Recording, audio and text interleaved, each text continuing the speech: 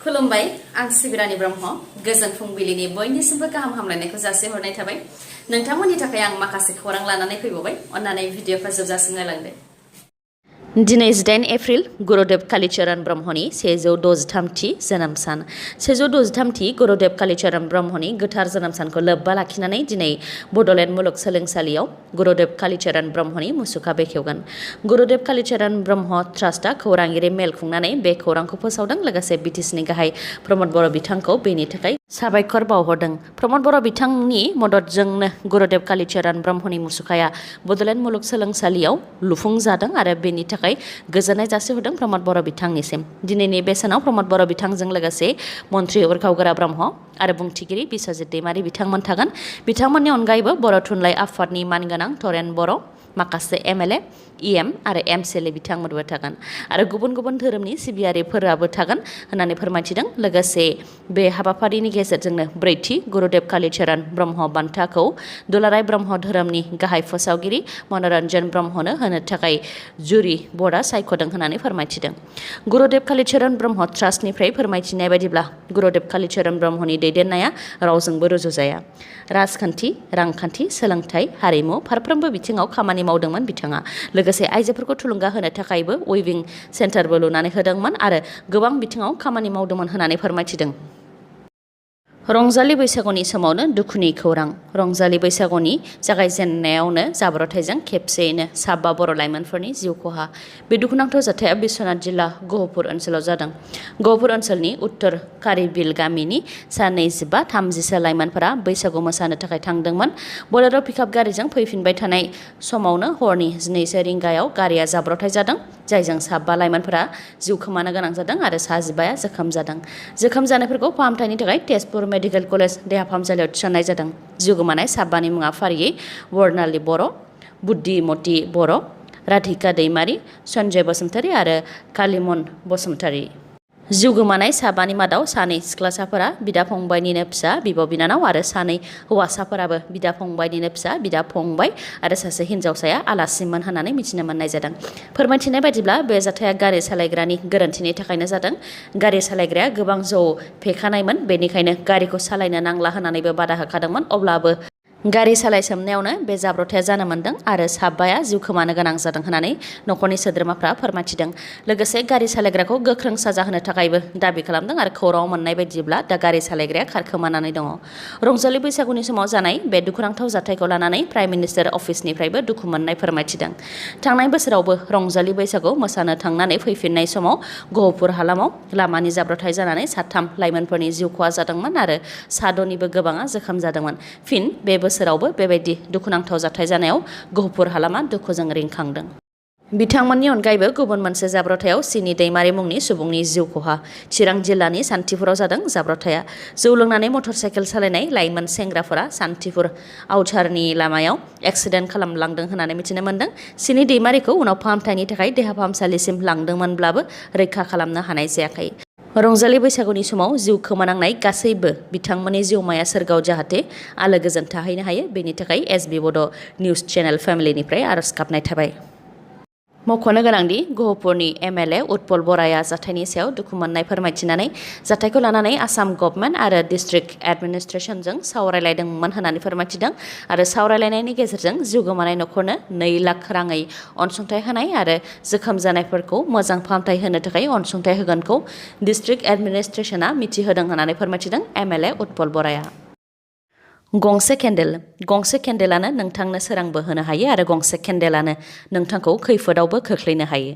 बाक्सा जिल्लानि सिङाव थानाय सुबुनखाटायाव गंसे केन्डेलनि थाखायनो गासै न'आ खामनानै सेवहांगार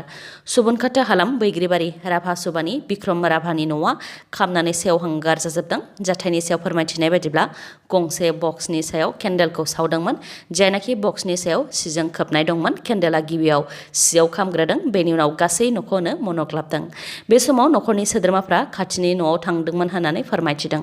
न'आव अर खामनाय बे जाथायाव गासैबो खामनानै सेवहांगार जाजोबदों फोरमायथिनाय बायदिब्ला नोगोद 20,000 रांजों लोगोसे गोनां फोरमानपत्र जेरै भटार कार्ड पेन कार्ड आरो गोबां लोगोसे थाखो 9आव फरायनाय बिजुलि राभानि गाननाय जोमनायजों लोगोसे गासै बिजाबफोराबो सेवहांगार जाजोबदों होननानै दुखु फोरमायथिहरदों रंजालि बैसागुआव मेथाइ रोजाबनो फैनाय देंखोगिरिनि गारियाव दंफां बायसिनदों। बैसागोनि बोथोर दासान्दि सानफ्रोमबो माब्लाबा गिलु बालु बारहुंखा माब्लाबा अन्थाइ बायदि गोग्लैगासिनो दङ, जायजों गोबां खहाबो जागासिनो दं। बेबायदिनो चिरां जिल्लानि खामारगावआव रंजालि बैसागु खुंनायाव थेर बेथेर मोनानि समाव फैनाय बारहुंखाया रंजालि बैसागुनि फांसनखौ सिलिंखार खालामदों। बारहुंखा बारनायजों कमिटिनि माखासे सोद्रोमाफोरजों लोगोसे रंजालि बैसागु नायनो फैनाय गासै 7-8सोआ जोखोम जादों। जोखोम जानायफोरनि मादाव नकुल चन्द्र राय आरो कनिष्क दैमारि बिथांमोनहा गाज्रियैनो जोखोम जादों आरो बिथांमोनखौ उनाव फाहामथायनि थाखाय बङाइगावनि देहा फाहामसालियाव थिसननो गोनां जादों। गिलु बालु बारहुंखा बारनायजों खामारगाव रंजालि बैसागुआव मेथाइ रोजाबनो फैनाय देंखोगिरि मरमि नाथनि AS-19 R3111 गारियाव दंफाङा बायसिनदों, जायजों गारिनि उननि बाहागोआ गोबां खहा जादों।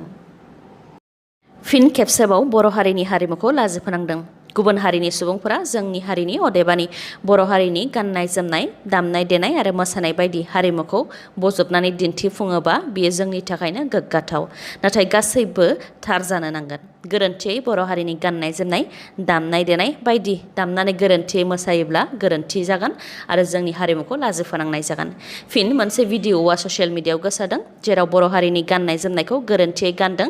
दामनाय देनायाव बाहायनाय दामग्रा देग्रायाबो गोरोन्थि खावां बाहायनायखौ नुनो मोननाय जादों आरो दामग्रा देग्राफोराबो धुति गाननायखौ नुनो मोननाय जादों। बेबायदिनो गोबां गोरोन्थियै बर' हारिनि हारिमुखौ दिन्थिफुंदों।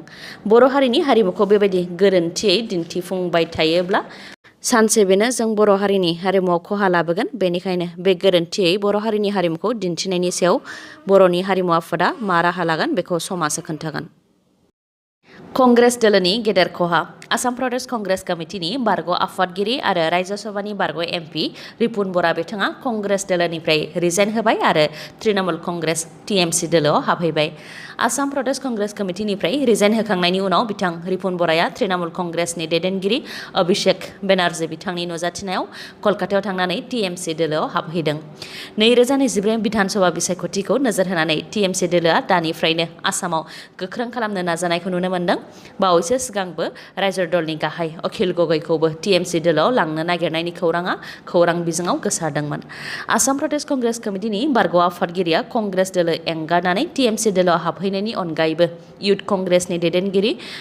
जनार्दन गगैआबो दोलो एंगारबाय। बिथाङा तिनसुकिया सदियानि युथ कंग्रेसनि सासे दैदेनगिरिमोन, नाथाय बिथाङा दा आलफायाव हाबहैबाय। आलफायाव हाबहैनायनि खौरांखौ ससियेल मिडियानि गेजेरजों बिसिखौ मिथिहोहरदों। लोगोसे मा जाहोननि थाखाय आलफायाव हाबहैदों बेनि सोमोन्दैबो लिरहरदों। बिथाङा लिरहरनाय बायदिब्ला माखासे सुबुंफोरा असमिया हारिखौ फोजोबस्रांनो सोलो खालामदों आरो जाति एबा हारिनि मुङाव माखासे राजखान्थि आरो माहारियारि आफादफोरा दालालि खालामनायखौ नुनो मोनदों। दिनैनि दिनाव आसामनि सुबुंफोरा गावनि जोनोम हायावनो हालाय हाफाय जानांदों। बेबायदि मेगननि सिगाङावनो हारिनि जोबस्रांनायखौ नायबाय थानो हाया, बेनिखायनो आलफायाव हाबहैदों होननानै लिरहरदों बिथाङा। जोबथेसालिनिफ्राय बारग' NDBफोरनि लाइजामाव मा लिरदों बेखौ आं फरायथिनानै होलांनोसै। सिम गिबियावनो मानगोनां दुलाराय बर' रायजो राजा नोंथांमोन आरो बिटिआर रायजोनि राजखान्थि हान्जानि गाहाय मानगोनां CEM सारजों लोगोसे गुबुन गुबुन बिबाननि दैदेनगिरि बिथांमोननिसिमबो फैगौ बांला 1944 मायथाइनि रंजालि बैसागु फोरबोनि गोजोननायखौ जोंनि गोसो गोरबोजों बर' रावनि गुबुन गुबुन सोमोन्दोजों मुंख'नानै बयनिसिमबो बावहरनाय जाबाय। जोंनि सिनायथिया जाबाय गुवाहाटी मिरु जोबथेसालि सिङाव दोनजानाय गोथां मुंख्लं NDFB। जों दिनै जोबथेसालिनिफ्राय उदां जागोननि मिजिंखौनो सुजुनो हायासै। आसा खालामदोंमोन भारत गभर्नमेन्टजों गोजोन सावरायलायनायाव बिटिआर गोरोबथा रादायनि उनाव जों गासैबो जोबथेसालि सिङाव जोबनानै दोनजानाय NDFBफोरा उदां जासिगोन। नाथाय गैया, गासै मिजिंफोरानो फैमाल जालांबाय। दिनै भारत गभर्नमेन्टजों बिटिआर गोरोबथाया 2 बोसोर बारलांबाय। बेनि उनावबो दिनैसिमबो जेबो खौरांखौनो खोनानो मोननाय जायाखै। जों दिनैसिमाव गुवाहाटी मिरु जोबथेसालि सिङावनो 7-8 बोसोरानो जालांबाय। सोरहाबा बिमा बिफानि मोखां नुनो मोनै जालांबाय, सोरहाबा बिसि फिसा आलाय सिलाय जालांबाय, सोरनिबा न'खरा थेर बेथेर जालांबाय, बिमा बिफा बोराय बुरि जालांबाय। फिसानि महरखौ नायस्रांलांनो मिजिंथिनानै दिनैसिमबो नेबाय थानानै दं, नाथाय हमदांस' हायाखै बुब्लिनि दैदेननाया बबे लामाजों बोहैलांगोन। जोंबो बर' हारिनि थार बर' बिमानिनो गोरबोनिफ्राय जोनोम मोननाय बर' फिसाफोरमोन। जोंनावबो बर'नि गोथां थै दङ जों जोंनि नखर एबा उदै थाइसेनि थाखायल' बिग्रायारि लामानि आगानखौ सुराखैमोन बर' बिमा हारिनि रैखाथि आरो जोंनि इयुन जोलै लाइमोन फंबाय बिनानावफोरा जाहाथे अराय उदां रैखाथिजों आगानखौ मुलुगाव खैफोद आफोद गैयालासे सुरलांनो हायो आरो हारिनि आब्रुथि गोनां नेरसोन बायदियैनो हारिखौ संरैखा खालामनो हायो बेफोर बिथांखिखौ गोरबोआव लानानैसो बिग्रायारिनि लामाजों आगान सुरलांदोंमोन नाथाय साननाय मिजिंफोरा फैमाल जानो हागौ माखासे दैदेनगिरिनि मावथांखिनि बिथोन होनाया गोरोन्थिनि लामाजोंसोमोन जानांगौ जों दैदेनगिरिफोरनि सिङाव दैदेनजानाय बिग्रायारिल'मोन सासे दैदेनगिरिनि बिथोन फालिनायानो बिग्रायारिफोरनि खान्थि बेखौ बिग्रायारि मुलुगाव हेव खालामनो हाया आन्दोआव गोबां रावफोर थाखुमानानै थालांबाय बेनिखायनो रेबनाय बिलाइनि गोजौआव मुंख'जानाय मानगोनां बिथांमोननिसिम गोसो गोरबोजों फंसे राव खावलायनो लुबैदों दि भारत सरकार आरो आसाम सरकारजों सावरायना जोंनि जोबथेसालियाव जोबनानै दोनबाय थाजानायफोरनि समायसाखौ थाबैनो फोजोबनानै जोंखौ उदां खालामनो थाखाय गोसो गोरबोजों गुरैयै खावलायहरनाय थाबाय मिजिंथियो मानगोनां गेदेमाफोरा जोंनि बे सुंद'यै खावलायनायखौ आजावनानै लागोन रेबनाय बिलाइनि सोदोबफोरा गोरोन्थिफोर जादोंब्ला खेमा बिनाय थाबाय एसेनोसै गोजोन्थों दिनैनि भिडिअआ एसेनोसै गाबोन आरो गोदान भिडिअजों लोगो मोनफिनबावगोन नोंथाङा दासिमबो आंनि चेनेलखौ साबस्क्राइब खालामाखैबा अन्नानै साबस्क्राइब खालामदो लोगोसे लाइक कमेन्ट आरो शेयार खालामनो दाबाव गोजोन्थों